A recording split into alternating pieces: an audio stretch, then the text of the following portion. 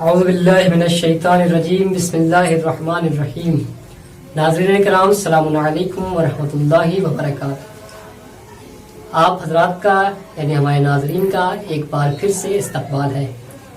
میں آپ کا میزبان سید شارف شاہد رضا سونوی صاحب قبلہ انشاءاللہ کہ ابھی کچھ دیر بعد آپ مولانا کے روبرو ہوں گے انشاءاللہ تعالی.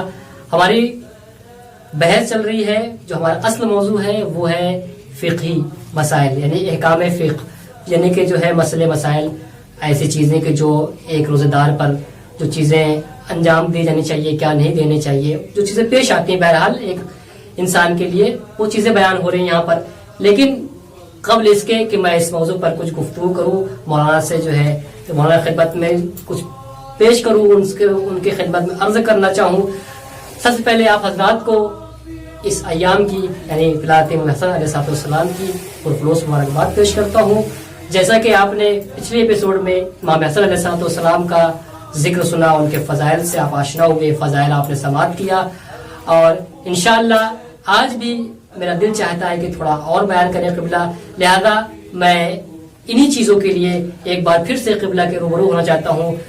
السلام علیکم ورحمۃ اللہ وبرکاتہ. وعلیکم السلام ورحمۃ اللہ وبرکاتہ. قبلہ پھر سے آپ کا خیر مقدم ہے اور ساتھ ہی شکر گزار ہیں کہ آپ کے تشریف لائے یہاں پر.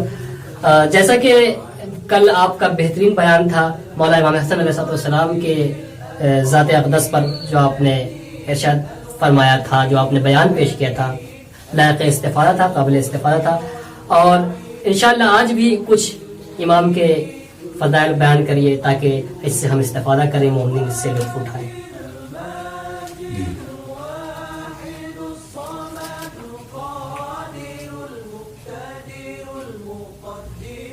اعوذ باللہ من الشیطان الرجیم. بسم اللہ الرحمن الرحیم. وبہ نستعین وهو خیر الناصرین المعین. وصلی اللہ علی محمد وآلہ الطاہرین. واللعن الدائم علی اعدائهم وغاصبهم وظالمهم اجمعین. اما بعد، فقد قال رسول اللہ صلی اللہ علیہ وآلہ وسلم: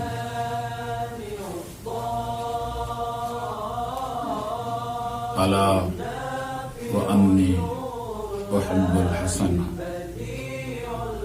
اللہم احببہ وابغض من ابغضہ. رسول اکرم صلی اللہ علیہ وآلہ وسلم ارشاد فرماتے ہیں کہ بار اللہ میرا یہ بیٹا حسن جو ہے اس کو میں بہت چاہتا ہوں، جی جو اس سے محبت کرے اسے بھی چاہتا ہوں، اور بار اللہ تو اس کو دوست رکھ، اور جو اس سے دوستی رکھے اس کو بھی دوست رکھ، اور جو اس سے دشمنی کا اظہار کرے بار اللہ تو بھی اس کا دشمن ہو جا. یہ سرور کائنات کے الفاظ گوہر بار ہیں کہ جس میں وہ فرماتے ہیں کہ میرا بیٹا یہ بیٹا.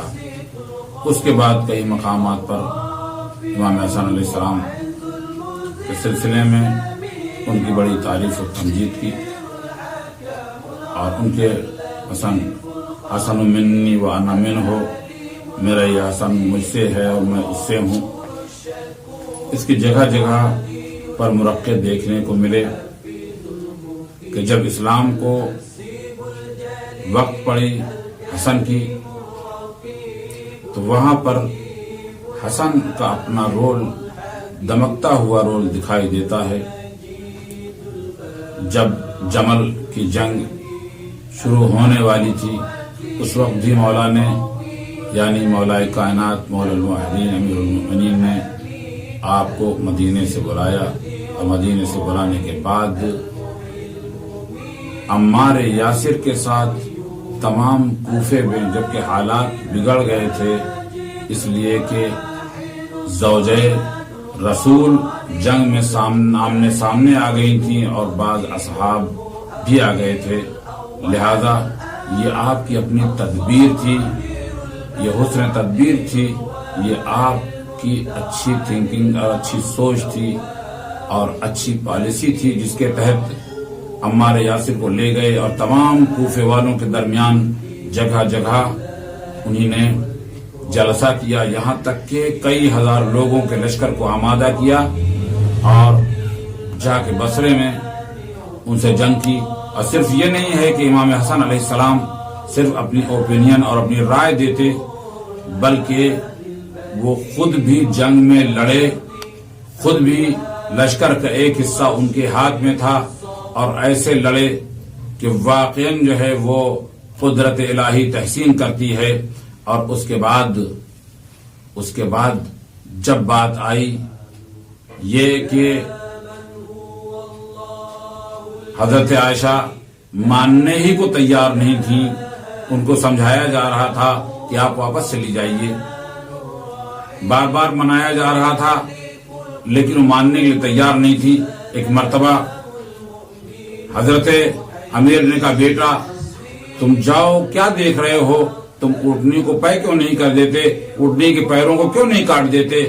بڑی ہی جرأت اور جسارت کے ساتھ حضرت امام حسن علیہ السلام گئے اور جانے کے بعد اونٹنی کے پیروں کو کاٹ دیا، ہودج گرا، اور اس کے بعد بھی دیکھا یہ گیا کہ ابھی ام المؤمنین حضرت عائشہ ماننے کو تیار نہیں ہیں۔ تو پھر امام علی علیہ السلام نے امام حسن علیہ السلام کو کوئی امانت دی اور کہا، جاؤ حضرت عائشہ سے یہ کہو کہ اگر وہ یہ بات نہیں مانتی ہیں تو میں وہ کام کروں گا جو مجھے رسول اللہ نے مجھے جو حق دیا ہے۔ جیسے ہی یہ بات کہنی تھی کہ فوراً وہ مان گئی اور ماننے کے بعد مدینے کے لیے تیار ہو گئی۔ تو بڑے کارنامے ہیں، علمی کارنامے بھی ہیں آپ کے، اور آپ کی اسی طریقے سے سخاوت ہے، آپ کا اخلاق ہے، کردار کے اور بہت سارے مرقع ہیں۔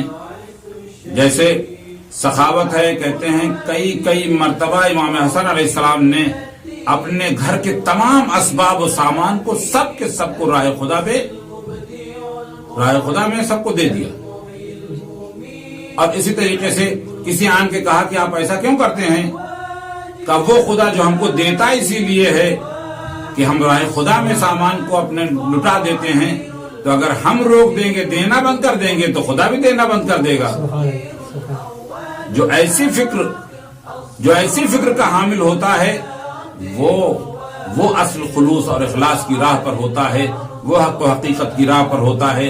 اور یہی وجہ ہوئی کہ جب ایک کنیز نے آپ کی خدمت میں ہدیہ پیش کیا، تحفہ پیش کیا، ایک گلدان لے کے آئی، وہ ایک گلدستہ لے کے آئی اور آپ کی خدمت میں پیش کیا، تو فوراً آپ نے اس گلدستے کے جواب جو فرمایا وہ سننے کے لائق ہے کہ فوراً اس کے بعد آپ نے اس کو آزاد کر دیا۔ آپ نے اس کو آزاد کیا۔ جب کسی نے پھر اعتراض کیا کہ آپ اس کو کچھ انعام دے دیتے، کچھ اکرام سے نواز دیتے، آپ نے اس کو آزاد کیوں کر دیا؟ تو یہاں پر میرے دل میں بات آئی کہ اس کنبے کا وتیرہ ہی یہی ہے، ان کی سیرت ہی یہی ہے کہ قید و بند سے لوگوں کو آزاد کرایا جائے، غلامی کی زنجیروں سے لوگوں کو آزاد کرایا جائے۔ لہذا کسی بہانے سے امام حسن علیہ السلام نے اس کو آزاد کر دیا۔ اس کے بعد جب پوچھا گیا کہ آپ نے ایسا کیوں کیا، تو فوراً قرآن کی آیت اس کے سامنے پڑھ دی کہ اذا حییتم بتحیۃ فحیوا باحسن منها، جب تم کو کوئی ہدیہ دے، جب تم کو کوئی ہدیہ کا تحفہ لے کے آئے تو تم اس کو اس سے بہتر دو۔ اب حسن کے لیے جو کریم اہل بیت ہے، اس کے لیے یہ بات بہت کم تھی، بہت اوچھی ہوتی کہ میں اس گلدستے کے، اس ہدیہ گلدستہ کے سلسلے میں کچھ اس کو 100 درہم، 500 درہم، 1000 درہم دے دیتا۔ یہ اس کے میرے لیے کم تھا، چونکہ میں کریم اہل بیت ہوں، میں کریم ابن کریم ہوں، میرا نانا بھی کریم ہے، میرا بابا بھی کریم ہے، میری نسل کریم ہے، لہذا میری کریمانہ شان کے خلاف ہے کہ میں کسی کو اس کے حق سے کم دوں۔ لہذا قرآن بھی یہ کہتا ہے کہ اس سے بہتر دو، اس سے زیادہ دو، لہذا میں نے اس کو آزاد کر دیا، یہ اس کے ہدیے سے بہتر تھا۔ اور اسی طریقے سے اور بھی بہت ہے، جس سے آپ کا صبر، آپ کا تحمل برداشت کرنے کی طاقت آپ کے پاس کتنی تھی. ایک شام سے بزرگ انسان آتا ہے اور آنے کے بعد آپ کو برا بھلا کہنا شروع کر دیتا ہے, آپ کے والد کو ہی برا بھلا کہنا شروع کر دیتا ہے, سب کو شتم کرنا شروع کر دیتا ہے, گالیاں دینا شروع کر دیتا ہے. اور اس کے بعد جب تک یہ بکواس کرتا رہا, امام حسن علیہ السلام اپنی کریمانہ شان کے ساتھ مسکراتے رہے. جیسے ہی یہ اپنی بکواس سے فارغ ہوا, امام حسن علیہ السلام نے فوراً کہا کہ بھائی تم مسافر لگتے ہو, تم غریب لگتے ہو, تم کو اگر تمہیں ضرورت ہو تو میں تمہارے لیے کھانا فراہم کروں. بھائی تم مسافر لگتے ہو, اگر تمہیں لباس کی ضرورت ہو تو میں تمہیں لباس پہنوا دوں. بھائی اگر جیسا کہ تم مسافر ہو, اگر تمہیں ضرورت ہو تو ہم تمہارے لیے سواری کا انتظام کر دیں. جیسے یہ سنا فوراً اس نے سجدے میں سر رکھ دیا, کہا کہ اے آپ تو اللہ کی ولی اور مرشد لگتے ہیں, آپ اپنا مذہب اور اپنا عقیدہ ہم کو بتا دیجئے. یعنی اہل بیت کی شان یہ ہے, امام حسن جدھر سے گزرے ادھر ادھر لوگوں کو مذہب کے استحکام پر لگایا, مذہب کے نام پر لگایا, مذہب کی تقدیر اونچی کی. یہ بہرحال ایسے ہیں. اب ایک ایسا موڑ ہے, سخت موڑ ہے آپ کی زندگی کا کہ جب ساری دنیا آپ کے خلاف ہو جاتی ہے, آپ کے لشکری آپ کے خلاف ہو جاتے ہیں, آپ کے جو فورس میں لوگ ہیں وہ بھی بڑے بڑے آفیسرز آپ کی مخالفت پر تیار ہو جاتے ہیں. اور معاویہ جو ہے بڑے بڑے لوگوں کو خریدا تھا, اپنے جاسوسوں کو امام حسن علیہ السلام کے لشکر کے درمیان بھیج دیا تھا. اور وہاں پر تب یہ کہا جائے کہ قیس جو آپ کا بہت بڑا معتمد انسان ہے, اور یہ اتنا ہی معتمد ہے کہ 50 لاکھ اس کے پاس رشوت کے عنوان سے 10 لاکھ درہم اس کے پاس رشوت کے عنوان سے بھیجے گئے. لیکن اس نے کہا کہ میں اپنے دین کو, اپنے مذہب کو, اپنے عقیدے کو تیرے کیسے باطل راستے پر اور باطل چارے پر اس کو نہیں ڈال دوں گا. میرا دین اتنی آسانی سے مجھ تک کے نہیں پہنچا ہے کہ میں یوں ہی اپنے دین کو ضائع کر دوں. اس نے ہر چند لالچ دلانی چاہیے, لیکن یہ ایک ایسا سورما تھا جو میدان جنگ کا بھی سورما تھا اور جو دین و دیانت کی جنگ کا بھی سورما تھا. اور لیکن کیا ہوتا, بڑے بڑے میں نے آفیسر کہا جن کے بعد 10,000 کا لشکر تھا, 12,000 کا لشکر تھا. ایک مرتبہ یہی فضا بنائی گئی کہ کبھی قیس سے کہا جاتا ہے کہ حسن نے بیعت کر لی ہے, حسن نے صلح کر لی ہے, تو تم کیوں سینہ سپر ہو رہے ہو. تبھی امام حسن سے کہا جاتا ہے کہ قیس اپنے لشکر کے ساتھ تو شام کے لشکریوں سے جا ملا ہے, تم کس کے برتے پر جو ہے وہ صلح نہیں کر لیتے ہو. ادھر پورے لشکر میں ایک افراتفری مچ گئی تھی. یعنی لوگوں کے درمیان اب یقین کی کوئی جگہ ہی نہیں رہ گئی تھی, صرف تشویش تھی, صرف شک و شبہ کا بازار گرم تھا.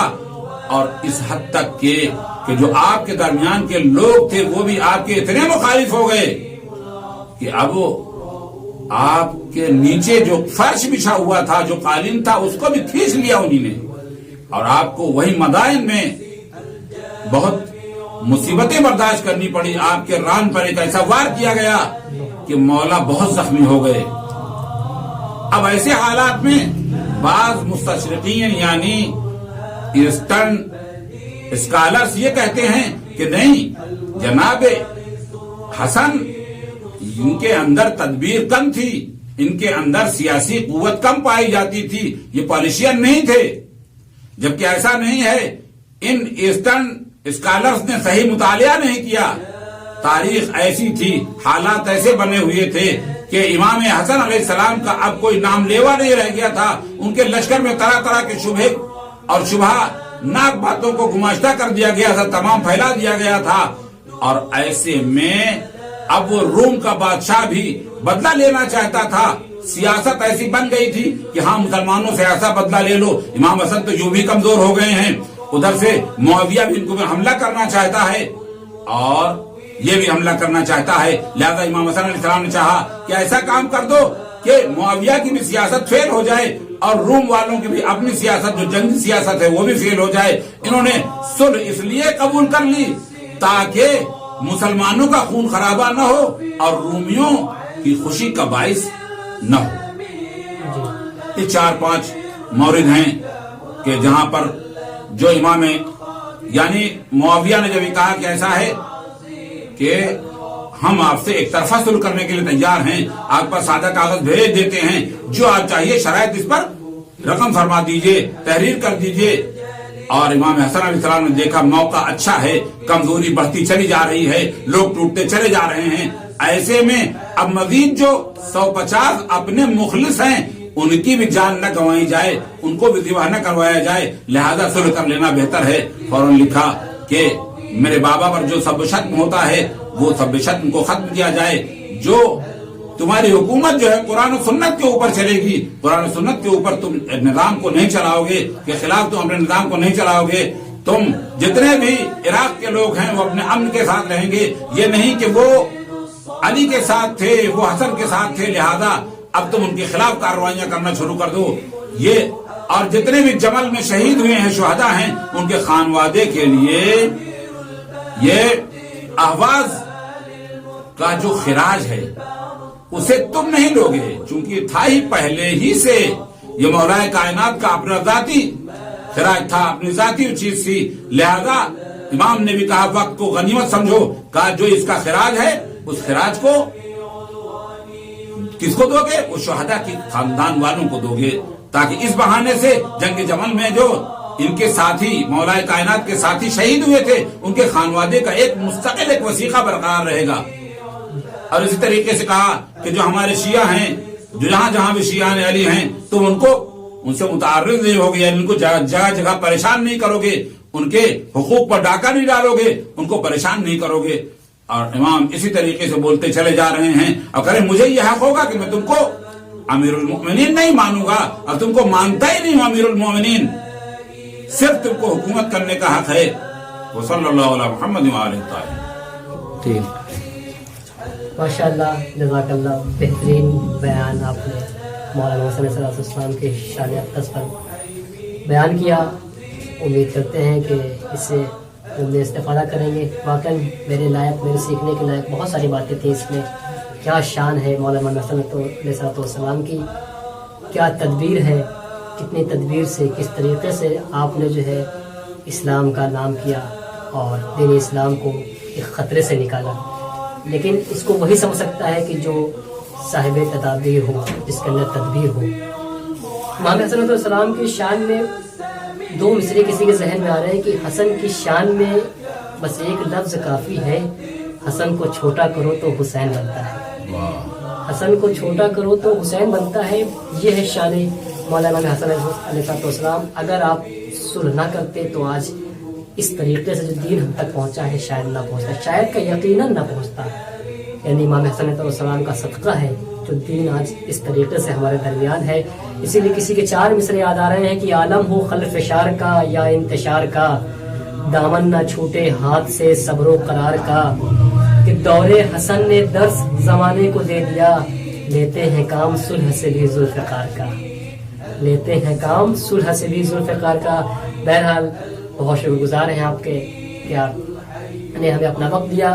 قبلہ بس تھوڑی دیر کی اور زحمت ہے کہ جیسا کہ جو ہمارا موضوع چل رہا ہے مسائل کا دور شروع ہو رہا ہے, یہاں سے فقہی مسائل بیان کرنے ہیں. آج کا آپ کی خدمت سے پہلا سوال یہ ہے کہ اگر کوئی انسان ہے کسی عذر کے سبب ماہ رمضان میں روزہ نہ رکھ سکے اور رمضان کے بعد اس کا عذر زائل ہو جائے اور پھر عمدن یعنی جان بوجھ کر روزہ نہ رکھے تو اس کا کیا حکم ہے؟ بسم اللہ الرحمن الرحیم. اچھا سوال ہے. اگر کسی عذر کے سبب ماہ رمضان میں روزہ نہ رکھے اور رمضان کے بعد اس کا عذر ختم ہو جائے, جی زائل ہو جائے, اور آئندہ رمضان تک جان بوجھ کر روزے کو ادا نہ کرے, تو اس پر واجب ہے کہ وہ روزے کی قضا بھی کرے اور ایک مطعام یعنی روٹی 750 گرام جی, اور اس طریقے سے گیہوں جو سب 750 گرام میں ان میں سے کوئی ایک چیز جی, یہ فقیر کو دے عموماً لوگ سمجھتے ہیں کہ فقیر جو مانگنے والا ہوتا ہے فقیر کو دے یعنی شیعہ غریب کو دے، جس کا اسٹیٹس جو ہے وہ کم ہے، اسٹیٹس آف ویلتھ جو ہے، اکانومی جس کی کمزور ہے، اس کو دیا جائے تاکہ وہ بھی ہمارے برابر آ سکے۔ جزاک اللہ۔ قبلہ اسی سے ملتا جلتا ایک سوال ہے کہ ایک انسان ہے جس کے پر روزے کی قضا ہے، لیکن وہ کوتاہی کے سبب، کاہلی سستی کے بنا پر وہ روزہ نہیں رکھ رہا ہے، اور یہاں تک کہ اس نے اتنی کاہلی کی، اتنی سستی کی کہ اگلے رمضان کے لیے اگلے سال ماہ کا مہینہ قریب آنے والا ہے، وقت کم بچا اس کے پاس، یعنی وقت بہت ہی کم ہے، تنگ وقت ہے، اور اس تنگ وقت کے درمیان کوئی عذر پیش آ گیا ہے، کوئی ایسا عمل ہو گیا ہے، اس کا عذر پیش آ گیا ہے کہ وہ روزہ نہیں رکھ سکتا یہاں پر، لیکن چونکہ اس نے پہلے تو بہت کاہلی کی، روزہ نہیں رکھا، اور جب روزہ رکھنے جا رہا تھا کم وقت بچا ہے اور اس میں عذر پیش آ گیا، اب یہاں پر اس کا کیا حکم رہے گا؟ بہرحال اچھا ہے، آپ یہ کہنا چاہتے ہیں کہ وہ انسان جس نے اپنے روزہ رکھنے میں کوتاہی کی اور اتنا کوتاہی کی کہ اب روزہ رکھنے کے لیے، قضا رکھنے کے لیے وقت تنگ ہو گیا، اور اسی وقت جو تنگ ہو گیا ہے وقت، اس میں اب کوئی عذر بھی الگ سے لاحق ہو گیا، تو کہہ رہے ہیں یہ بتائیے کہ یہ روزہ دار جس نے روزہ نہیں رکھی ہے، جو کوتاہی جس نے کی ہے، اب کیا کرے کہ اس کا شرعی فریضہ ادا ہو جائے، اس کی ریلیجس ڈیوٹی مکمل ہو جائے، تو کہتے ہیں کہ وہ قضا بھی کرے گا، اور یہاں پر بھی وہی حکم ہوگا کہ شیعہ، غریب شیعہ کے لیے ایک مطعام یعنی 750 گرام گیہوں یا جو یا روٹی کی ایسی چیزیں یہ ایک غریب شیعہ کو دیا جائے تاکہ وہ غریب شیعہ اپنی غربت کے اسٹیٹس سے اوپر آئے۔ جزاک اللہ قبلہ۔ ایک اور سوال یہ کہ ایک انسان ہے، ایسا شخص ہے جس کا مرض جو ہے بہت طولانی ہے، یعنی کہ وہ بیچارہ کئی سال تک ٹھیک نہ ہوا، کئی سال کے اس کے روزے قضا ہیں، یعنی کئی ماہ مبارک گزر گئے ہیں، اب اس کے روزے کیا حکم ہے، یعنی وہ کس طریقے سے اپنے روزے کی ادائیگی انجام دے؟ جی اچھا سوال ہے آپ کی خدمت میں۔ اگر انسان کا مرض چند سال تک باقی رہے تو جب وہ ٹھیک ہو جائے تو آخری ماہ رمضان کے روزے کی قضا ضروری ہے، یعنی کئی سال ہو گئے ہیں تو جو اب ماہ رمضان جو آخر میں گزرا ہے اس کے روزے کی قضا ضروری ہے۔ اور گزشتہ سالوں کے لیے کیا کرے گا؟ تو کہیں گزشتہ سالوں کے لیے وہ کفارہ دے گا، یعنی ایک مطعام غریب شیعہ کو 750 گرام تقریباً گیہوں یا جو یا روٹی یا اس کے ایسی چیزیں کہ جو اس غریب کی مدد کر سکے۔ جزاکم اللہ، اللہ آپ کو جزائے خیر دے۔ قبلہ بس اب آپ کے حضور میں بس ہمارے معلومات تھے، جو سوالات تھے بس اتنے ہی، اور ساتھ ہی شکر گزار ہیں آپ کے کہ آپ تشریف لائے، اور ناظرین خدمت میں بھی شکریہ ادا کرنا چاہتے ہیں، آپ حضرات کے بھی بہت بہت شکر گزار ہیں۔ اللہ آپ سب کو سلامت رکھے، ہر آفات و بلیات سے محفوظ رکھے آپ کو۔ فی الحال آج کے پروگرام میں بس اتنا ہی، انشاءاللہ پھر سے حاضر ہوں گے دوسرے پروگرام میں، تب تک کے لیے ودا چاہتے ہیں، فی امان اللہ، خدا۔